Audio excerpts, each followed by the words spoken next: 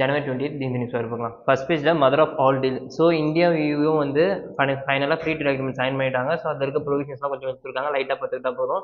UPSC இந்த மாதிரி வச்சு இது வரைக்கும் கொஸ்டின் கேட்டதில்லை. ஃப்ரீ ட்ரேட் அக்ரிமெண்ட்ஸ் யாரோட சைன் பண்ணியிருக்கோம்னா கேட்பாங்க தவிர இப்போ அதில் இருக்க என்ன ப்ரொவிஷன்ஸ் இருக்குது அந்த மாதிரிலாம் கேட்டதில்லை. சப்போஸ் தெரியணும்னா லைட்டாக வந்து டேரிஃப் தான் கட் பண்ணியிருக்காங்க. இந்த மாதிரி ஜென்ரலான டியூட்டிஸ் மட்டும் ஃபார் எக்ஸாம்பிள் வந்து ஒயின் டியூட்டிஸ் வந்து 150% 20 to 30% கட் பண்ணியிருக்காங்க. ஸோ இந்தியாவுக்கு இன்னும் ஒயின்ஸ் சீப்பராக வரும் அப்படின்றது அர்த்தம். அண்ட் தென் வந்து டேரிஃப் வந்து ஏர்பஸ்ல குறைச்சிருக்காங்க. ஸோ நம்ம இந்த மாதிரி விஷயம் தெரிஞ்சுக்கணும். சப்போஸ் வந்து இம்போர்ட் டியூட்டிஸ் கட் பண்ணாங்கன்னா இம்போர்ட் வந்து இன்க்ரீஸ் ஆகுமா டிக்ரீஸ் ஆகுமா, அப்போ வந்து கஸ்டம் டியூட்டிஸ் இன்க்ரீஸ் பண்ணால் இம்போர்ட் டிக்ரீஸ் ஆகுமா இன்க்ரீஸ் ஆகுமா, இந்த மாதிரி ரேஷியோஸ்லாம் தெரிஞ்சிருக்கும். ஓகேவா? ஸோ அதே தான் வந்து நமக்கு எல்லாமே இன்ட்ரெஸ்ட் ஹைக் பண்ணுறதா இருக்கட்டும், இந்த மாதிரி எல்லா விஷயமே கான்ட்ராடிக்டராக இருக்கும். அதெல்லாம் பார்த்துக்கணும். ஓகேவா?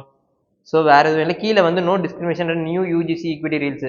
ஸோ யூனிவர்சிட்டி கிராண்ட்ஸ் கமிஷன்ன்றதை பார்த்துக்கோங்க. நியூ யூஜிசி ரீல்ஸில் வந்து என்ன சொல்லியிருக்காங்கன்னா வந்து ரிசர்வேஷன் வந்து only SC ST and OBCs மட்டும் தான் இருக்குது. ஜென்ரல் கேண்டிடேட்ஸ்க்கு ப்ரொடெக்ஷன் இல்லை, எல்லாம் வந்து அவங்களுக்கான ரெப்ரஸன்டேஷன் இல்லை அப்படின்ற மாதிரி ஆர்கியூ பண்ணியிருக்காங்க. இது ஃபர்தராக இன்னும் பெட்டரான கிளாரிஃபிகேஷன் நியூஸ் வரும், அப்போ இது கிளியராக பார்த்துக்கோங்க. ஓகேவா?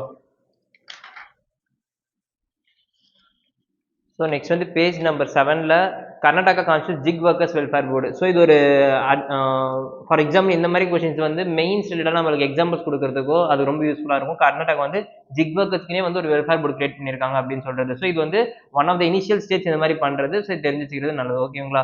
ஸோ இதில் என்னன்னா வந்து அவங்களுக்கான இந்த சோஷியல் வெல்ஃபேர் செக்யூரிட்டி கோட்லாம் இருக்குல்ல, அந்த இதில் அந்த 4 கோட்ஸில் வந்து அவங்களுக்கு அவைலபிளான கோட்ஸை அவங்களுக்கு ரொம்ப கன்வீனியன்ட் வேலை ப்ரொடியூஸ் பண்ணுறோம் அப்படின்றதுக்கு இந்த போர்டு கிரியேட் பண்ணியிருக்காங்க. ஸோ இது வந்து நல்லா பார்த்து வச்சுக்கணும். ரொம்ப இம்பார்ட்டன்ட் இல்லை, யார் பாஸ் பண்ணுங்க கர்நாடகா பண்ணியிருக்காங்க அந்த அளவுக்கு தெரிஞ்சா போதும் ஐடியா. ஓகேவா? நெக்ஸ்ட் வந்து மேனுஃபேக்சரிங் பேஜ் நம்பர் 8ல் மேனுஃபேக்சரிங் ஓஎஸ். ஸோ இதில் என்ன capital support alone will not add to battery cell manufacturing.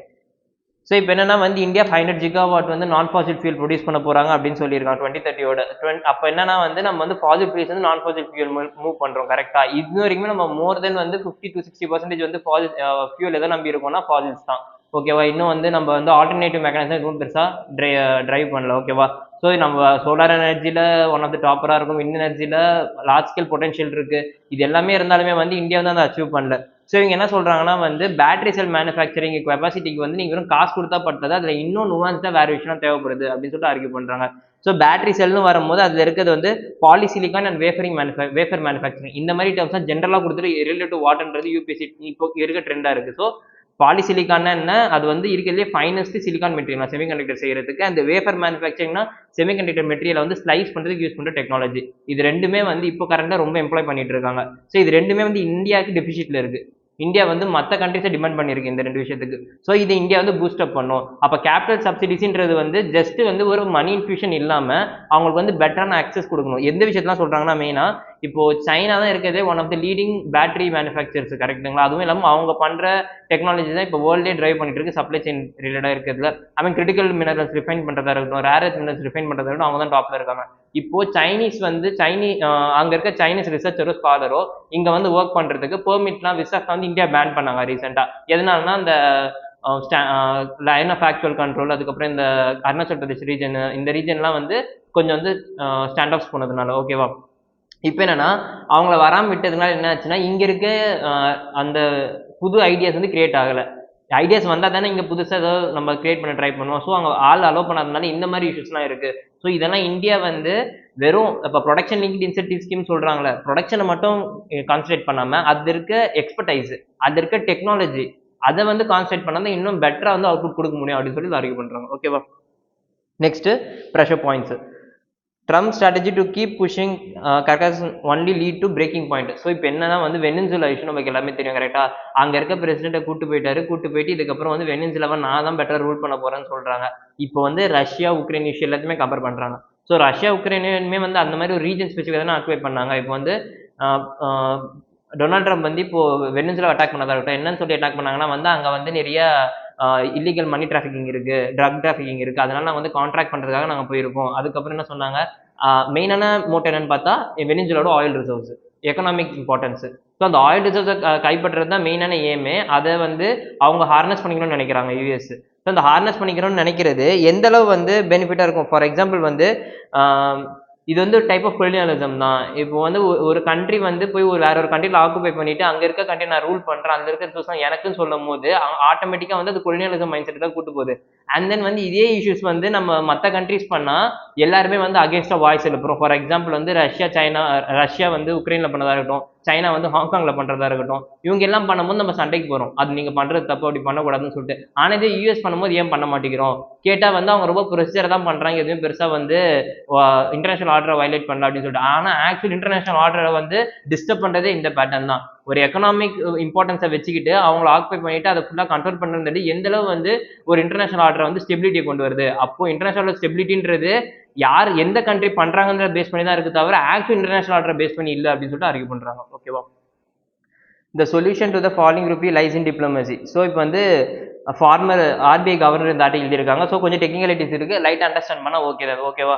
So இதில் என்ன சொல்லியிருக்காங்கன்னா, இப்போ இன்ஃப்ளேஷன் ரேட்டும் கம்மியா இருக்கு, எக்கனாமிக் growth நல்லா இருக்கு, ஸ்டில் வந்து இந்தியா ருப்பியோட காசு வந்து ஏன் மணி வேல்யூ வந்து ஏன் டிப்ரிஷியேட் ஆகிட்டே இருக்கு, அதாவது வந்து ரொம்ப கம்மியாயிட்டே இருக்கு அப்படின்னு சொல்றாங்க. ஃபார் எக்ஸாம்பிள் வந்து யூஎஸ் டாலர்ஸ்க்கு அகேன்ஸ்டா வந்து இப்போ நம்ம 92 கிட்ட போயிட்டு இருக்கோம், 92 93 போறோம். இது வந்து லாஸ்ட் இயரை விட 82ல இருந்து லாஸ்ட் இயர் மணி இப்போ 92 போயிடுச்சுன்னா கிட்டத்தட்ட மோர் தென் 10% டிப்ரிசியேஷன் ஆயிருக்கு. ஸோ அது எந்த அளவு வந்து இந்தியாவுக்கு வந்து அஃபெக்ட் பண்ணும் அப்படின்னு சொல்றாங்க. ஃபார் எக்ஸாம்பிள் இதுக்கான மெயின் ரீசன்ஸ் என்ன மெயின் ரீசன் சொல்லிட்டு வந்து கேபிட்டல் அவுட்ஃப்ளோ சொல்றாங்க. இதுவே லாஸ்ட் 24 to 25 டிசம்பர்ல வந்து பார்க்கும்போது, சாரி 23 24 டிசம்பர்ல பார்க்கும்போது கேபிட்டல் இன்ஃப்ளோஸா இருந்திருக்கு, 10,000 crores இன்ஃப்ளோ இருந்திருக்கு. ஆனா இதுவே லாஸ்ட் டைம்ல அவுட்ஃப்ளோஸ் வந்து நெட் அவுட்ஃப்ளோ வந்து 3000 இருக்கு. ஸோ அப்போ என்னன்னா கேபிட்டல் இன்ஃப்ளோஸ், அதாவது பீப்புள்ஸ் வந்து மணியை வந்து இந்தியாவில் போடுறதுக்கு வந்து இன்ட்ரெஸ்ட் இல்லாமல் இருக்காங்க. அதுக்கு என்ன ரீசன்ஸ், மெயினான ரீசன்ஸ் பார்த்தோம்னா, ஒன்று வந்து யூஎஸோட drastic policy measures, interest rate hike பண்ணதா இருக்கட்டும், ப்ளஸ் வந்து குளோபல் இன்ஸ்டெபிலிட்டி, இது எல்லாமே என்ன காசு பண்ணிச்சுன்னா வேற மாதிரி ரிசோர்ஸில் போய் இன்வெஸ்ட் பண்ண ஆரம்பிச்சிட்டாங்க. சில்வர், கோல்டு இந்த மாதிரி ரிசோர்ஸில் போய் இன்வெஸ்ட் பண்ண ஆரம்பிச்சிட்டாங்க. ஏன்னா அது எப்பவுமே ஸ்டேபிளா இருக்கும், டிமாண்ட் பேஸ்டு, அது கரெக்டா. இப்போ மணியில் போய் இன்வெஸ்ட் பண்ணுறது உங்களுக்கு எல்லாமே, ஃபார் எக்ஸாம்பிள் இந்தியா வந்து ஒன் ஆஃப் தி டெவலப்டு கண்ட்ரின்னு நம்ம சொல்ல முடியாது, கரெக்டா. இப்போ வந்து யூஎஸ் டாலர்ஸ் நம்ம சொல்ல முடியும், அதுல இன்வெஸ்ட் பண்றதுக்கு எல்லாம் ரெடியா இருப்பாங்க, ஆனால் இந்தியாவில் மைண்ட்ல இன்வெஸ்ட் பண்ண ரெடியா இருக்க மாட்டாங்க. ஸோ இதே மாதிரி இந்த வாலட்டிலிட்டி, ஃபார் எக்ஸாம்பிள் இந்த வாலட்டிலிட்டின்றத கண்ட்ரோல் பண்றதுக்கு ஆர்பிஐ உள்ள இன்டர்வென்ட் பண்ணாலுமே அந்த வாலட்டிலிட்டியை மாடரேட் தான் பண்ண தெரியும். அதாவது வந்து இப்போ வாலட்டிலிட்டி வந்து இப்போ $5 to $10 வாலட்டிலிட்டி இருக்குன்னா அதை வந்து $3 to $4 தான் வந்து மெயின்டைன் பண்ண முடியும் தவிர, 3 to 4 rupees மெயின்டைன் பண்ண முடியும் தவிர அதெல்லாம் அதிகமாக கண்ட்ரோல் பண்ண முடியாது ஆர்பிஐல. அப்போ இது என்னன்னா வந்து கவர்மெண்ட் சைட்ல இருக்க மெஷர்ஸ் அதெல்லாம் தான் இம்பார்ட்டன்ட். நம்ம என்னதான் பண்ணாலுமே சரி, இந்த டேரிஃப் பிளான்ஸ் எதுவாக இருந்தாலுமே சரி, டிவேல்யூவேஷன் வந்து எக்கனாமிக் ரிஸ்க் தான் கொடுக்கும். நம்ம ஒரு பக்கம் சொல்லலாம் டிவேல்யூவேஷன் வந்து லாங் டேர்ம் வந்து எக்ஸ்போர்ட் பூஸ்ட் பண்ணும், இம்போர்ட்ஸ் வந்து காஸ்ட்லியா இருக்கிறதுனால நம்ம எல்லாமே டொமஸ்டிக் ரெசிலியன்ட் பேஸ் பண்ணி இருப்போம் அப்படின்னு சொல்றதுலாம் ஓகே. ஆனால் டொமஸ்டிக் ரெசிடென்ஸ் எப்போ வரோம்னா அதுக்கான எல்லா ரிசோர்ஸும் எக்கனாமிலே இருக்கும் போது, ஃபார் எக்ஸாம்பிள் நம்ம ரேர் மினரல்ஸ் நம்ம கிட்ட இருக்கு, ஆனால் அதுக்கான டெக்னாலஜி எல்லாமே நம்ம யார் நம்பி இருக்கோம்னா சைனாவை, அவங்க கிட்ட தான் ரெஃபைனரி ப்ராசஸ் எல்லாமே இருக்கு. அப்போ இதுல என்ன ஆகுது, நம்ம ஆட்டோமேட்டிக்காக வேற ஒரு கண்ட்ரி டிபெண்ட் பண்ணியிருக்க மாதிரி இருக்கு, நமக்கான ரிசோர்ஸ் நம்ம கிட்ட இல்லை. அப்போ என்னது, ரிசோர்ஸ் இருந்தாலுமே அதை ஹார்னஸ் பண்ற பொட்டன்ஷியல் டெக்னாலஜி இல்லை. ஓகேவா? அப்போ ஏன்னா இந்தியா வந்து ஹோலிஸ்டிக்கா இந்த ஃபாலின் பிரைஸ்ன்றதை பார்க்கும்போது இந்தியா வந்து ஜஸ்ட் அந்த ருப்பி ஃபாலின் மட்டும் பார்க்காம, ஜஸ்ட் குளோபல் டைனாமிக்ஸ் மட்டும் பார்க்காம, இந்தியா வந்து என்ன உள்ள இருக்க ரிசோர்ஸ் அதை டெவலப் பண்றது, அதுக்கான ஹார்னஸிங் டெக்னாலஜிஸை கொண்டு வர்றது, இதுல கான்சென்ட்ரேட் பண்ணா இன்னும் பெட்டரா வந்து இதை கான்ட்ராக்ட் பண்ண முடியும் அப்படின்னு சொல்றது தான் இந்த ஆர்டிகல். ஓகே மீனா? அது வந்து spark to drive India's ELCV transition. So இப்போ என்னன்னா லைட் கமர்ஷியல் வெஹிக்கல்ஸ், இந்த நம்ம இங்கே பார்த்தோம்னா இந்த சின்ன யானை அப்படின்னா சொல்லுவாங்களா, இந்த டாடா மேஜிக் மாதிரி வண்டி இருக்கும், அந்த லோட் வெஹிக்கல்ஸ். ஸோ அதை தான் மெயினாக பேசுகிறாங்க. இருக்கிறதுலே 40% ஆஃப் வந்து கமர்ஷியல் வெஹிக்கல்ஸ் வந்து என்னவா இருக்குன்னா இந்த மாதிரி லோட் வெஹிக்கல்ஸ் தான் இருக்கு. அப்போ இந்த லோட் வெஹிக்கல்ஸ்லாம் மெயினான என்ன விஷயம் இங்கே பேசுகிறாங்கன்னா, இதோட இது வந்து CO2 எமிஷன்ஸ் அதிகமாக எமிட் பண்ணுது. ஃபார் எக்ஸாம்பிள் பீப்புள்ஸ் அது அதிகமாக வாங்குறாங்க. ஆட்டோ பாருங்க, ஆட்டோ எவ்வளோ ரன் ஆகுது, இது எல்லாமே பீப்புள்ஸ் அதிகமாக வாங்குற ப்ராடக்ட்ஸாக இருக்கு, ஐ மீன் வந்து வெஹிக்கல்ஸாக இருக்குது. ஆனால் இதுக்கு வந்து ரெகுலேஷன்ஸ் வந்து ரொம்ப கம்மியாக இருக்குது. நம்ம வந்து காரு, பைக் இதுக்கெல்லாம் வந்து BE6 கொண்டு வரோம், சிஎன்ஜி மூலியமாக கொண்டு வந்துட்டு இருக்கோம், அதுக்கப்புறம் வந்து எலக்ட்ரிக் வெஹிக்கல்ஸ் கொண்டு வந்துட்டு இருக்கோம். ஆனால் இதில் இருக்க இஎல்சிவி லைட் கமர்ஷியல் வெஹிக்கல்ஸ், அதாவது லைட் கமர்ஷியல் வெஹிக்கல்ஸ்க்கான ஸ்கோப் வந்து ரொம்பவே கம்மியாக இருக்குது. அதில் வந்து இனிஷியேட்டிவ்ஸ் கொண்டு வரணும் அப்படின்னு சொல்லிட்டு அறிக்கை பண்ணியிருக்காங்க. இது ரொம்ப டீட்டெயிலாக பேசியிருக்காங்க, அது தேவையில்லை. ஆனால் இஎல்சிவின்றது இப்போ ஃபார் எக்ஸாம்பிள் சென்னையில் பார்த்தோம்னா வந்து நிறையவே கொண்டு வந்திருக்காங்க. ஃபார் எக்ஸாம்பிள் வந்து இந்த கேப் வேஸ்ட் கலெக்ட் பண்ணுறது, இந்த மாதிரி வெஹிக்கல்ஸ் எல்லாமே வந்து இப்போ பேட்டரி வெஹிக்கல்ஸாக கொண்டு வந்திருக்காங்க. ஸோ இந்த மாதிரி படிப்படியாக இனிஷியேட்டிவ்ஸ் கொண்டு வந்தால் இன்னும் பெட்டராக பண்ண முடியும். ஃபார் எக்ஸாம்பிள் லோட் வெஹிக்கல்ஸ்லாம் வந்து நீங்கள் வெஹிக்கலாக கொண்டு வந்தால் அதுக்கு பேட்டரி எனர்ஜி அதிகமாக தேவைப்படும். இதுவே பெட்ரோல்னா அதெல்லாம் மேனேஜ் பண்ண முடியும். ஸோ அதுக்கான பொட்டன்ஷியலை கிரியேட் பண்ணுற மாதிரி வெஹிக்கல்ஸ் நீங்கள் கொண்டு வரணும் அப்படின்னு சொல்லி அறிக்கை பண்ணியிருக்காங்க. அவ்வளோதான். இது ரொம்ப டீப்பாக இருக்குது. ஃபார் எக்ஸாம்பிள் வந்து எலக்ட்ரிசிட்டியில் வந்து யூஸ் பண்ணால் இவ்வளோ கிலோமீட்டர் இவ்வளோ கார்பன் வேஸ்ட் ரிலீஸ் ஆகும், அந்த மாதிரிலாம் கொடுத்துருக்காங்க. அது ரொம்ப டீப்பாக இருக்குது, ஸ்பெசிஃபிக்காக வெஹிக்கல் ஸ்பெசிஃபிக்காக இருக்குது. ஸோ அந்தளவு தேவையில்லை. அதே மாதிரி இப்போ வெஹிக்கல்ஸ்னு வரும்போது அது அவைலபிலிட்டி, ஃபார் எக்ஸாம்பிள் வந்து இப்போ மோஸ்ட்டாக இருக்க ஆட்டோ இது எல்லாமே வந்து அரௌண்ட் 3 to 4 lakhs முடிஞ்சிடும், ஓகேவா. ஆனால் இப்போ பேட்டரின்னு கொண்டு வரும்போது அது எல்லாமே இன்னும் காஸ்ட் அதிகமாகுது. அப்போ வந்து ஏற்கனவே கஷ்டப்படுறவங்க தான் ஆட்டோ வாங்கி ஓட்டுறது எல்லாமே பார்த்துட்டு இருக்காங்க. இப்போ அவங்களுக்கு வந்து இன்னும் ரேட் அதிகமாச்சுன்னா அவங்க இன்னும் லோன் எடுக்கிற மாதிரி இருக்கும், இன்னும் இன்ட்ரெஸ்ட் பே பண்ணுற மாதிரி இருக்கும், அவங்களுக்கு இன்னும் ட்ரபிள் தான் கிரியேட் பண்ணும். ஸோ அவங்களுக்கு ப்ரைஸ் விஷயத்துலையும் வந்து இன்னும் ஸ்டெபிலிட்டி கொண்டு வரணும் அப்படின்னு சொல்லிட்டு ஆர்கியூ பண்ணியிருக்காங்க, ஓகேவா. Next BCCL listing redefines PSC IPO narratives. So இப்போ வந்து என்னன்னா பாரத் குக்கிங் கோல் இருக்குல்ல, பாரத் குக்கிங் கோல் லிமிடெட் அவங்க வந்து என்ன பண்ணியிருக்காங்கன்னா வந்து IPO initial public offering first time வந்து தன்னோட ஷேர்ஸ் வந்து வெளியே விடுறாங்க. வெளியே விடும் போது அவங்க டிமாண்ட் வந்து 46 crore ஷேர்ஸ் தான் வெளியே விட்டாங்க. அதோட டிமாண்ட் வந்து அப்ரப்டா இன்க்ரீஸ் ஆகிட்டு 1070 crores கிட்டத்தட்ட வந்து மோர் தென் வந்து 10 times ஆஃப் வந்து அவங்க நினைச்சதை விட அதிக மணி வந்து இன்ஃப்ளோ வந்திருக்கு. அப்போ பீப்புள்ஸ் வந்து பிஎஸ்சி செக்டார்ஸை வந்து ஐபிஓ பண்ணும்போது அவங்க வந்து ஈகரா இருக்காங்க எதுலன்னா வந்து இன்வெஸ்ட்மெண்ட் பண்றதுக்கு. இந்த விஷயம் இதுல மட்டும் இல்லை, இதுக்கு முன்னாடி நடந்த எல்லாத்தையுமே ஃபார் எக்ஸாம்பிள் வந்து மசகான் டாக் ஷிப் பில்டிங்காக இருக்கட்டும், இந்தியன் ரயில்வே ஃபினான்ஸ் கார்பரேஷனாக இருக்கட்டும், Indian railway catering and tourism கார்பரேஷனாக இருக்கட்டும், இது எல்லாத்தையுமே வந்து என்னவா இருக்குன்னா எதெல்லாம் பியூசிஸ் வந்து பீப்புள்ஸ் வந்து ஐபிஓல கொண்டு வராங்களோ எல்லாருமே வந்து இன்வெஸ்ட் பண்ண ரெடியா இருக்காங்க. ஏன்னா வந்து கவர்மெண்ட் செக்டார்ஸ் வந்து ஈவன் கொஞ்சம் பூரா பெர்ஃபார்ம் பண்ணாலுமே அது கவர்மெண்டா இருக்கிறதுனால, கவர்மெண்டோட இன்ஸ்டியூஷன்ஸா இருக்கிறதுனால அதுல ஹோப் பீப்புள்ஸ்க்கு அதிகமா இருக்கு. அப்போ இன்ஃப்ளோ அதிகமா போச்சுன்னா பீப்புள்ஸ் அதை வந்து இன்னும் பெட்டரா பண்ணுவாங்க சொல்லிட்டு கான்ஃபிடன்ஸ் இருக்கிறதுனால ரெடியா இருக்காங்க பண்றதுக்கு அப்படின்னு சொல்லிட்டு ஆர்கியூ பண்ணிருக்காங்க, ஓகேவா. ஸோ பிஎஸ்சி ஃபண்டிங் இனிஷியேட்டிவ்ஸ் வந்து மோஸ்டா இது வரைக்கும் எல்லாமே கவர்மெண்ட் ட்ரிவனா இருக்கும். கவர்மெண்ட் வந்து காசு கொடுத்தா மட்டும் தான் ஒரு கம்பெனி வந்து ரன் ஆகும்னா எந்த ஒரு பப்ளிக் செக்டர் யூனிட்ஸுமே ரன் ஆகாது. அப்போ வந்து பீப்புளோட கேபிட்டல் இன்ஃபியூஷன் உள்ள இருந்தா மட்டும்தான் அது நடக்கும். அப்போ இந்த ஷேர்ஸ் ஐபிஎல் வெளியே வர்றது மூலமா பீப்புள்ஸ் இன்வெஸ்ட் பண்ணுறது ஒன் ஆஃப் த சிக்னிஃபிகன்ட் கேரக்டரிஸ்டிக்ஸா இருக்கு. ஃபார் எக்ஸாம்பிள் வந்து ஒரு பட்ஜெட்ல வந்து 30,000 வந்து 34,000 crores வந்து ஒரு செக்டருக்கு அலோவ் பண்றாங்கன்னா அதுல வந்து 2 to 3,000 crores தான் வந்து கவர்மெண்ட் வந்து அவங்களா கொடுக்குறாங்க.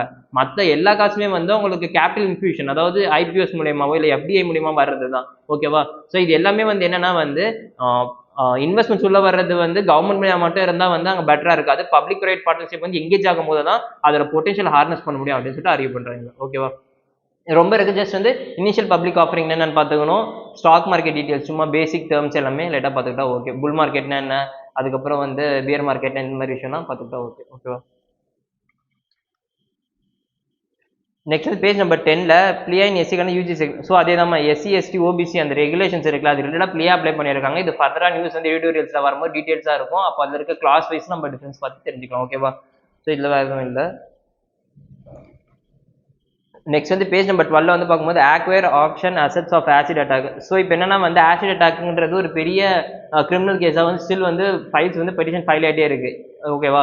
ஸோ அதை வந்து கம்பேர் பண்ணுறதுக்கு என்ன சொல்றாங்கன்னா இப்போ ஆசிட் அட்டாக்கர்ஸ் பண்ணாங்கன்னா அவங்க கிட்ட காசு இல்லைன்னு சொல்லிட்டு போயிடுறாங்க. அப்படின்னா இப்போ என்ன பண்ணா அவங்க அசெட்ஸையும் வீங்க, அவங்க அசெட்லாம் விற்று அவங்களுக்கு காசு கொடுங்க. ஏன்னா வந்து விக்டிம்ஸ்க்கு வந்து நீங்கள் ஒரு ஜஸ்டிஸே கொடுக்காத மாதிரி இருக்கு அப்படின்னு சொல்லிட்டு சுப்ரீம் கோர்ட் சொல்லியிருக்காங்க, ஓகேவா. ஸோ அது ஃபர்தராக பார்த்துக்கலாம் என்னன்றது. நெக்ஸ்ட் கீழே வந்து பார்க்கும்போது BJP violate constitutional protocol by insulting LOP.